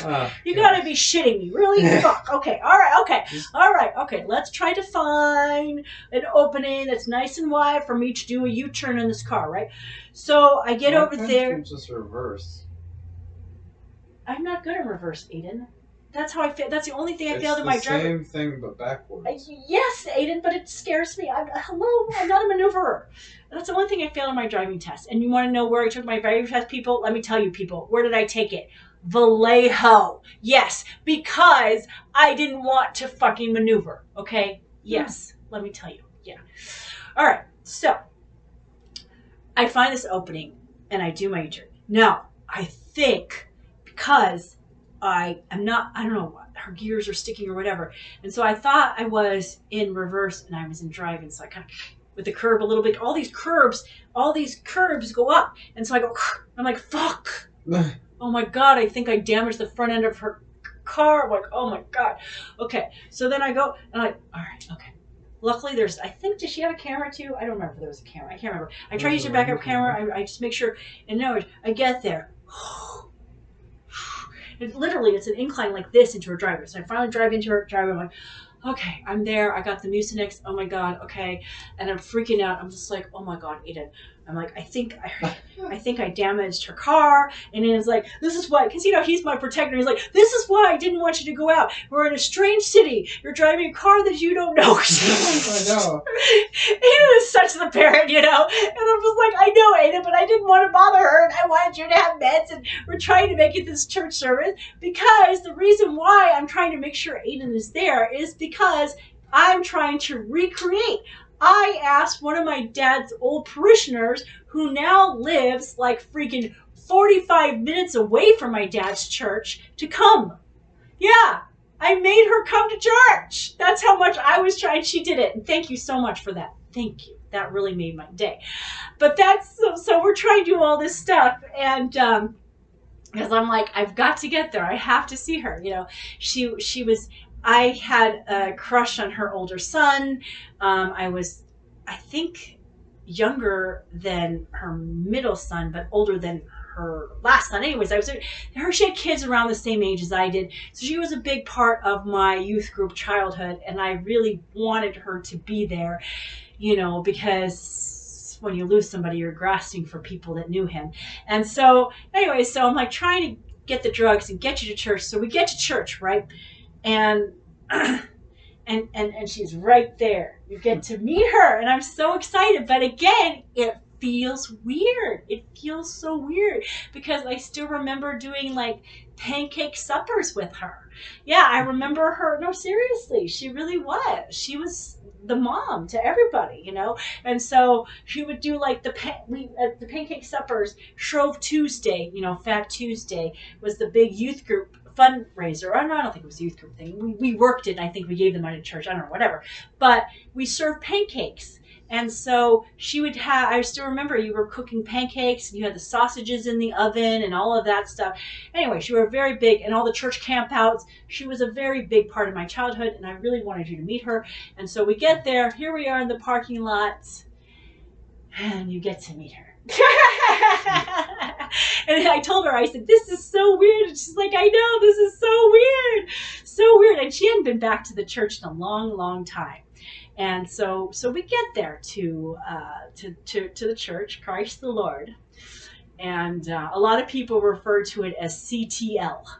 Now, my dad hated that term. I will tell you, everybody, right now, Father Pat didn't like CTL. You want to know why Father Pat didn't like using the term CTL? He felt everybody didn't know that. My dad was very much of inclusiveness. And he felt like, and this is where I get my us and them mentality from, he felt like making it out to be like CTL made it like some club or something that people didn't always know what it meant, and it excluded people. Yeah. So he didn't like that. So anyways, we went to Christ the Lord, CTL, and you got to meet her. What? After that whole explanation, you just call it CTL again. I know. I'm sorry, because it is easier for me. Okay, sorry. Christ the Lord. Sorry, Dad. Christ the Lord. I don't want to exclude people. I doubt. And we get there, and now there is a new priest there, Lois. And apparently the person that took over after my father was not like my dad. And I totally understand. I mean, sometimes I realize the reason I'm single, Aiden, is because my dad rose the bar so damn high. There's never going to be a guy that'll ever meet it. Okay? And the same thing happened to some of my dad's parishioners at Christ the Lord is... you know, a lot of them told me that the new person that took over, she wasn't as sensitive, non-judgmental like my dad. My dad really was. He was so non-judgmental, so sensitive, so caring, so compassionate, really gave a damn about people. So I heard that she wasn't like that. Now, the person that has now taken over is very much like my dad. That is what I have heard. I did meet her. She was very nice. She did tell me, and this is what this is one thing I love about seeing people that knew my dad and after my dad passed, is they love to tell me stories about my dad that I didn't know about. So I guess when she took over, my dad wrote her a very nice email, thanking her for taking over, acknowledging the rough patch that the congregation had gone through with the former priest there, and just thanking her. And the email really touched her, and it meant a lot to her. And I was glad that she was now the priest there, because I felt it was an interesting service. It wasn't the service that I grew up with. It had changed a lot because of COVID. But I did feel like she was right there for the church, okay? So now, the church service was very, very different. Because of COVID, they had changed some things. There was also not that many people. A lot of choirs there's not choirs during the summertime. I don't know I think they do have a choir, but it wasn't during the summertime, so there wasn't a choir there. There wasn't a lot of people there. And it was also the first time that the lady that I made come to church, I didn't make her, I mean, I asked her, and she was willing to come. Thank you for coming. She came to church. She also noticed that it was very, very different. So here's the thing that was really, really interesting that I found. And I thought, oh my God, I don't think my dad would have ever done this. But a lot of Episcopal churches are doing this now. They are, okay, so they told me about the communion. The way the communion was set up, you don't go to you go to the altar, but the communion was set up with because of COVID, and I've never seen this before in Episcopal church, which is like the Catholic Church. That's our roots. I'm getting this cup that I got. This. They had these cups. Yes. Yes, they did. Now, the first time I heard about this was in a Baptist church, okay? They brought this tray out, and I'm like, what is this? Taking shots with Jesus? That's what I called it. Which I know is so bad. I'm me and my filter. But that's what I thought. You're not wrong. Yeah, that's what I thought. But because of COVID, they had these little things set up. But here's what the really cool thing is, and this is what I thought was really interesting and everything, was the fact that the Episcopal Church stemmed from the Catholic Church, okay? So at communion, yes, we do communion every Sunday. We do. Now, do we think that it's the actual flesh and body and blood of Jesus Christ? No, we do not, okay? Somebody said that, oh my God, and the consecration of the bread, oh, is that the real? No, that's the Catholics, okay? That's the Catholics. They believe that. We do not believe that. We're in remembrance of it. But we have wine. We always had port wine. Well, now a lot of Episcopal churches, because the Episcopal Church straddles two worlds. We straddle the Catholic world, which we call the Anglican world, and we also straddle the Protestant world, okay? Which is why we have communion every Sunday, and it's wine, but we don't think that it's the flesh and blood of Jesus Christ. But it's also why we also do sing folk songs and things like that. We straddle both worlds, okay? And it's really cool that they are now bringing out grape juice. So they had a port wine section for, and my dad was very, very traditional. So I could see that he probably wouldn't be very happy with the shot glasses and the grape juice over there. I could just see that. I could see that my dad, maybe not. But I understand my dad was also more going with the flow with me, and he'd probably understand COVID time, right? So when I saw that, I kind of did get excited because I thought, grape juice, finally. Because, the only thing I liked about ecumenical services, and let me say the term ecumenical means all Christian denominations, is the fact I liked having communion over at the Methodist. They got the grape juice going on there. I used to always tell my dad, I'm like, yes, ecumenical, I'm down with the grape juice. And my dad would just like, oh, Johanna. But, so that's what I was thinking. Now, I was thinking, oh my God, thank God my dad hasn't seen this now. Now, my stepmother was more high church than ever. Than my dad. She was very rigid, very strict in her ways. And so what I was noticing in the church service that I thought, oh my God, Barb would just die. She would just die all over again. There was a man it was a very weird service. There was a man, it was just so weird. There was a man that ended up midway through the service bringing in his dog. Yes. And I'm a dog lover and all, but it was very interesting. We were just like, what's okay? But he was bringing in his dog, and he tied his dog up there, and he and the dog weren't comfortable there in the pew. So then they went over to this bench. It was just, and here I'm thinking, okay, I'm very grateful that Barb is not here to see this, because I think that she would be very, very upset. You have to realize Barb got very upset if people even had casual conversations in the sanctuary. That's what we were sitting in. He doesn't know church. I didn't raise him in the church. The sanctuary, that's where we were sitting. Barb did not think that it was okay for people to talk in the sanctuary. That was the time for meditation and prayer. This was not a social hour, okay? So she always made sure the doors were closed so you could have that private time, because it used to, yeah. So when I saw this dog being tied up to this chair, I thought, oh God, Barb would just be dying, And it was interesting. It really was. And the whole time, the lady that lived about 45 minutes away, we just kept looking at each other because we were just like, this is not the Christ the Lord, CTL, whatever you want to call this. Because I really liked it. That's the funny thing. The two of us, we were just making eye contact to the whole server. Like, what? The guy comes with the... okay. There was another person that was doing something different over there. Okay. We're just like, what is this? Like, you just, again, the whole time I'm in my hometown, I'm just like, where am I? What's happening? Because it wasn't the same. I wasn't the same. The place wasn't the same. It just wasn't the same. But Aiden loved it. Yeah, I've dragged him because Johanna Banana. She's always searching. She doesn't believe anybody's right or wrong, or everybody has this. Nobody knows, so might as well just keep searching. And so I've taken Aiden to numerous churches, even though I did not raise Aiden in the church. I didn't.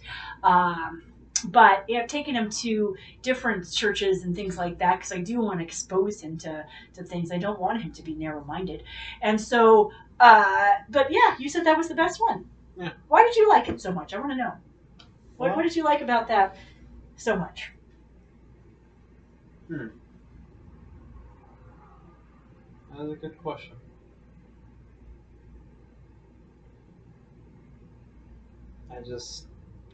It felt different, I guess. Maybe it's because there was only like 10 people there. Yeah. Or maybe it's because it was such a casual service. Mm-hmm. I just really liked it. Yeah. Which is good because that is one thing I do love about the Episcopal Church. And this is why I wear this shirt. Our church was the first church to ordain the first gay bishop. Woohoo! I mean, we were the first church to say love all. And I think that's amazing. And that's what the Episcopal Church, and that's what my dad strived for too, was the fact that, whatever your beliefs are, spiritual, whatever, the Episcopal Church will accept you. There's no right or wrong. And that is what I love. I absolutely love that about the Episcopal Church. I absolutely love that about the Bay Area that I grew up in, was I saw such diversity. I saw such a melting pot. I saw so many different beliefs and ideologies, and I think that's why I can't decide what the fuck I am, because I don't freaking know, and we don't know. And there is no right or wrong. There really isn't. And so, anyways, that's how that church service went, and it was quite interesting. It really was. Yeah. Mm-hmm. Okay, so Aiden, unfortunately, you were starting to really go downhill after that church service. Okay, and you're right. Okay, now looking back, it wasn't allergies. You had a full-on cold. I hope to God we did not get anybody sick, okay? Because the show must go on, all right? My childhood friend, her mom, who is amazing, got this picnic arranged for us, this fabulous picnic. I mean, it was just flippin' incredible, right? And so, and it was out in Tilden Park in the woods and everything. And I was just like, we've got to go. We were sitting in an area that was apparently reserved. Yeah, it was Nobody reserved. was there. Nobody was there. They Thank God the party didn't. Times. It was Yeah. like, oh well. Thank God the party didn't show. So yeah, it was really cool. So we had this picnic that my childhood friend, whom I haven't seen, I was trying to think, we should have talked about this girl. When was the last time we saw each other? I don't even know. We were like kids, like 14 or something. And so we reunited. She's been watching all of Johanna Banana. Thank you so much for that, girl. That's kind of how we reconnected. And, okay, so we go to the church service. Aiden loved it. He's, of course, getting sick with a cold. I'm in Naiveville thinking it's just allergies, but because I don't want to get people sick, and you're praying that it's fucking allergies, right? So anyway, we get to this picnic, and it's so funny because first I had kind of forgot like how crazy this Tilden Park thing is. Thank God I didn't drive, Aiden.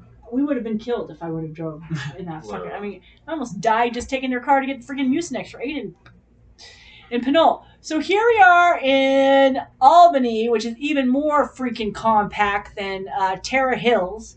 Like, holy shit. Like, I had not realized how close together all these damn homes are. But they really are. And there's all these hills and curves and everything, right? And everything, because it's so packed together, is such a damn fucking production, It's like, Okay, let's all get in the car. Okay, now we have the gate. Okay, now we're in the car. Okay, now, okay, somebody else is going somewhere else. Okay, so we're just big old carpool thing, right? It's so freaking complicated up there. It's all these windy roads. And oh, the Brazilian house over here. Oh, the petting zoo there. Oh, I don't know where the fuck I am. I'm just like sitting in the back. And they're constantly making U-turns and they're like, oh, you know, and her Yeah, for brothers. some reason, they didn't communicate by cell phone. They took 2 cars.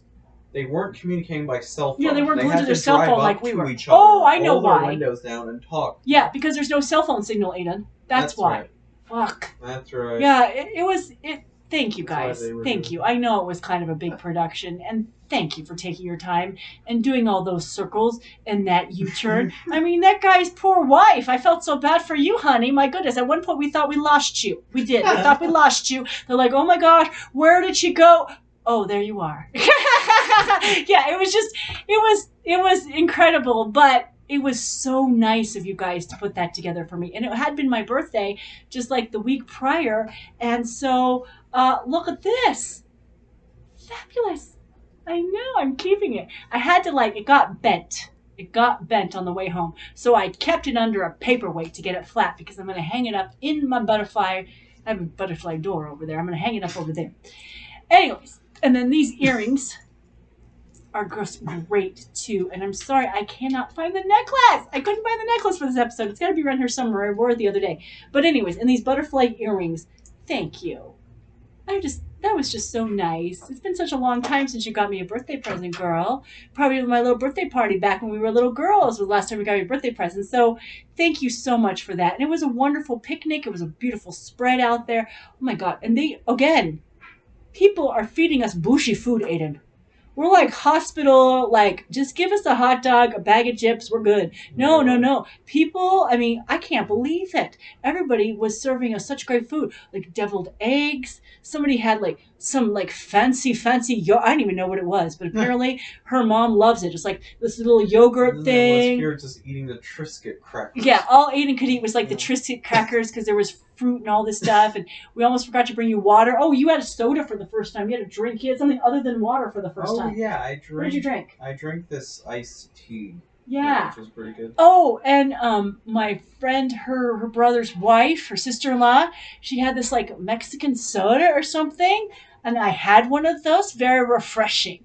Yeah, but it was just gourmet. It was a gourmet picnic. It was wow. Yeah, we're such junk food people and I've really gotten really bad with my eating. I eat a lot of crap that when I see really good food, I'm like, holy crap, this is good. This is nice. Okay, thank you. Yeah. So, anyways, and then we went to this little petting zoo. And then I finally got to take my pictures. We got to take my pictures. My tough friend. Look at this. Post this picture, Aiden. Isn't that great? And the funny thing is, you're taller than me. I think the last time I saw you, I think I was taller. You grew. I stopped growing when I was 13. I was this height at 12, 13. But you grew, girl. You're taller than me. You're beautiful. Yeah. So that was wonderful. That was great. And thank you so much for that wonderful picnic that your mom put together at Tilden Park. I am so sorry Eden was sick. I know. I said 5 words there because I know. I know you did. It's okay. Who knows? You guys might come out to Arizona. We may go back to the Bay Area. Be different circumstances. At least I know now. The Bay Area. It won't be such a shock. I'll be used to the weather, used to how things change. We just kind of went into shock there because we weren't used to it all. But yeah, it was great. And I just want to thank you guys so much. And it was just wonderful to reconnect with you, girl, and see you again. And thank you so much for these birthday gifts. Let's wrap up Johanna Banana. Okay, so on our final day in the Bay Area, I wanted to go to, because I'm still trying to recapture everything I remembered, I decided not to go to my childhood home. Deadhead Tina asked me as we were leaving, our wonderful host, that we were our hostess with the mostest, as we were leaving her home. She said, hey, do you want to go to your childhood home? And I went with sometimes you do have to go with your first knee-jerk reaction, and it was like no, because I realized that part of the reason I was getting upset and grieving for my dad again was the fact that things weren't the same, and I wasn't prepared for that, and I felt like that was too overwhelming. So I had, before I was going to go to the Bay Area, Aiden, I had all these plans, right? I was no, seriously, this is what I'm going to do. I was going to be like, picture of me in front of my childhood home. I was going to do picture of me in front of Mrs. Secretary's house. Those were my surrogate mothers. Pictures of me in one of my other surrogate mother's house. I called her Mom Bonnie. And I was going to do this, right? But I decided no, because I'm not the same person anymore. I'm grateful for the fact that these people took care of me and helped out my dad as a single dad. And now Aiden sees why I trust so openly and so lovingly, because all the people in my life in the beginning as a child were great, wonderful people. I often say the world is not the church. I wish it was. I wish the whole world was the Episcopal Church that I grew up in, because I think that if it was, we wouldn't be so bitter. We wouldn't be so upset. We wouldn't be so us and them. One thing that I loved about going back to the Bay Area and seeing all the people that I grew up with and my dad's former parishioners is the sense of the community. They are very, very active in their community. Deadhead Tina, up until recently, did a lot of outreach ministry programs. Some narrow-minded people ruined it for her, unfortunately. Mhm. But there is a lot of community. When you grow up in the church, Aiden, and when you grow up in a community, you tend not to think about yourself as much because you're in a part of a group. And I am forever grateful for that, because when I do have those moments, we all have our shallow how moments and our horrible knee-jerk reaction moments. My dad always told me feelings are feelings. Good, bad, ugly, messy, disgusting, they're feelings. And you have to acknowledge them. What you do with them, that's what makes and breaks you. But you have to acknowledge them. And I'm just forever grateful that the first people in my life in those developmental years were people that I was able to trust. They were people that I was able to question. I was able to have discussions with. They took care of me. There was unconditional love. And that's why I'm so trusting. And I will never, I've gotten wiser, but I'm not going to have a chip on my shoulder and be bitter because of some of these people. And it's because I had that good, wonderful childhood, and I'm forever grateful for that. But what I did learn is you can never go home again. Yes, that is what I learned. But I don't regret the trip at all. And so I decided to go to my favorite reptile store. So Aiden, let's post the video of my reptile place. Yeah. All right, guys, it is our last day here in the Bay Area, and I am now going to go to the store that made me into reptiles, because you know me, I'm a reptile girl. So when I was 15, I discovered this place called the East Bay Vivarium. Check it out. So cool. It's in Berkeley, California. There it is. So let's go inside and see the reptiles. So if this, oh, this is so cool. Oh my God. Hi, I feel like I know you, but I don't. Okay, this is like Blizzard Lizard. You know my baby, my dude, Blizzard Lizard. This is how big he would probably get if he hadn't have been stunted in his growth. He was stunted in his growth because when I got him, he had bad parasite issues. So they stunted his growth, but oh my God, that's so cool.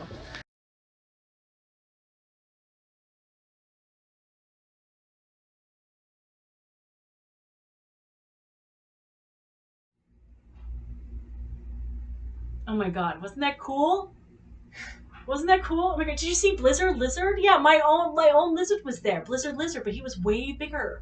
But it was really cool and it was fabulous.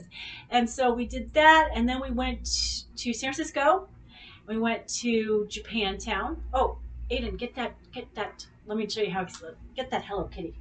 Okay, let me tell you how expensive Japantown is in San Francisco. Okay, I did get myself a stuffed animal. I got two stuffed animals. One was for Bebe John. It was a little otter that I got at the Monterey Bay Aquarium. This other one was for myself, but I almost had sticker shock. Okay, we all know I'm into Hello Kitty. Hello, I have a Hello Kitty tattoo, but want to know how much I paid for this? $30. $30. Japantown. Oh god, I thought it was 20. No, 29. I'm glad you didn't hear the 9, Aiden. Yeah, I know. Jeez. Yeah. So we went to Japantown, and then we went to this place that Aiden wanted to go to because it wasn't a video game. No, What? I just wanted to see the bridge assembly. Oh, you want to see the bridge assembly? Okay, so let's do that. Let's post those videos from the bridge assembly. Brr, the summer I froze in San Francisco. Okay, so there was only one place that Aiden wanted to go see, and it's called Fort Point. Right down there. Right down here. And what does this Fort Point do, Aiden? I don't know. But this was in a video game, and that's why, really, I don't even know, and this was in a video game or something? Pretty cool, though. Look at the fog. I had totally forgotten about fog. It's so cool. So cold. Brr! If I can record the directly under, you know, all the cars going there. That's the actual construction assembly.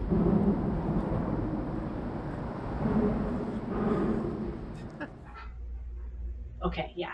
Again, freezing. Couldn't wait to get back home. So then we go to the airport, and we had a really good dinner there. We had a good lunch at the airport. They had this firebrick oven pizza. Place. Yeah, it was And awesome. the airport terminal. In the airport terminal. Aiden thought that was pretty cool. And that was it. So that was our trip.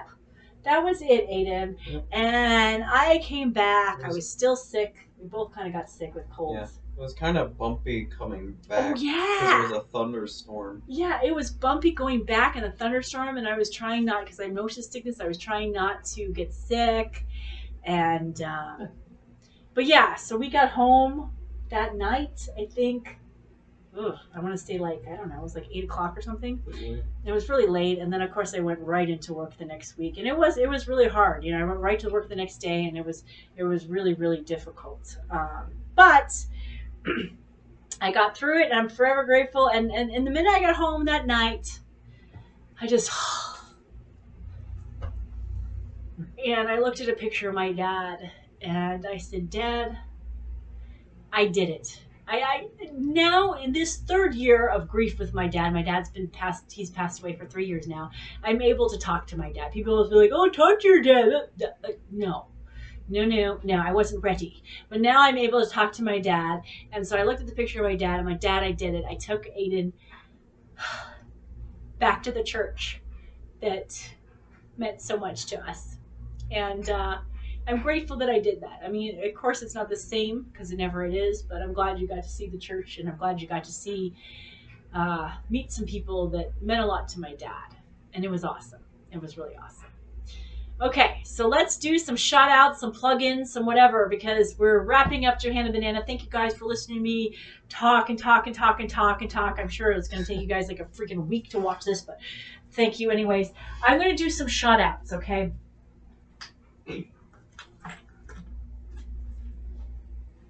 Now, our hostess with the mostest. She was so worried about being a host. She's like, I haven't had people stay with me in like forever. And I'm just like, who cares? I'm just great that you're taking us. It didn't bother to me. Now, what has she been doing since she's retired is she's writing. She writes books. Yes, she does. And she does really cool covers. She does her own like graphic covers and stuff like this. So I'm going to plug one of her books, okay? Here we go. Check it out. This is one of her books. She has other books too. You can look her up. Elaine Glemmy. Okay? Now, the really cool thing, I'm going to have a little 15 minutes of fame on this book because, let's read the back of this book. Is this what crazy feels like? Shell-shocked and disoriented. I know, I'm like, what the hell? Why is she talking about me going back home? Johanna abandons her home and her family, leaving everything familiar and comforting behind to seek refuge in Canada. Yes, I know. So you've got to check out this book. Now, whether she named Johanna, I don't know, she probably just liked the name, but I like to say she was thinking of me. Now, would Johanna seek refuge in Canada? No. Johanna froze to death in the Bay Area. So me in Canada, no bueno. But I did think it was kind of interesting because I did go through, I was in shell shock there, Eden. I really was in the Bay Area, back in my hometown. But I'm glad I went through it. I learned a lot. You got to face it. I think not enough people, I think people are afraid of failure, and I think people are afraid of facing things that are ugly and uncomfortable and yucky. But I think you've got to face these things. So I'm really grateful that I faced it. And I'm grateful that all of you, from the picnic to Deadhead Tina chauffeuring us to the people that had the passes to Monterey Bay Aquarium. Thank you for taking us to that. It was just, thank you to everybody. They really, really did make us feel welcome, Aiden. They really did rally around us and really made our trip wonderful. And yes, just like grief, it was an emotional roller coaster, but it was needed and it was wonderful. And I will be forever grateful for going to the Bay Area. That was great. Now, I want say one more thing before I go, because I know they've had a lot of people ask me questions and stuff like that. Okay, the child. No, I have never talked to the child since then. A lot of people always ask me, like, I hate that. Like, the first thing you break up with somebody, so you get dumped or you dump somebody, the first, did you talk to so-and-so again? No. What is the fucking point? We are at a damn impasse. Goodbye. Yeah, there is no point in it. It's taken me many, many years to walk away. I've learned to say, up, we're at an impasse, walk away, walk away. My dad always said that to me, and now it's taking me really hard. Yes, I missed him. Yes, there were moments when I wanted to call him and be like, how could you throw all this away? Oh my God, I want you back. Yeah, I'm not going to say that I was just like perfectly sitting there like, whatever, I don't fucking care about you, too cool for school. I'm not like that. I'm real, okay? And I acknowledge my feelings. And there were moments when I woke up crying, missing the shit out of that fucking asshole, but realizing that he was a fucking asshole and going right back to bed, okay? I blocked him, so there's no talking about him at all. Now, the matchmaker isn't going so well. They haven't found anybody for me. I came back from the trip from the Bay Area and realized I was done with the guy. I don't have any feelings for this guy anymore. And if I see him again, I'll just say, hey, you were right. We weren't a match. I forgive you for breaking my heart. Move on. I'm at that stage now. But nothing with the matchmaker, okay? Thank you for watching Johanna Banana. That's my frog.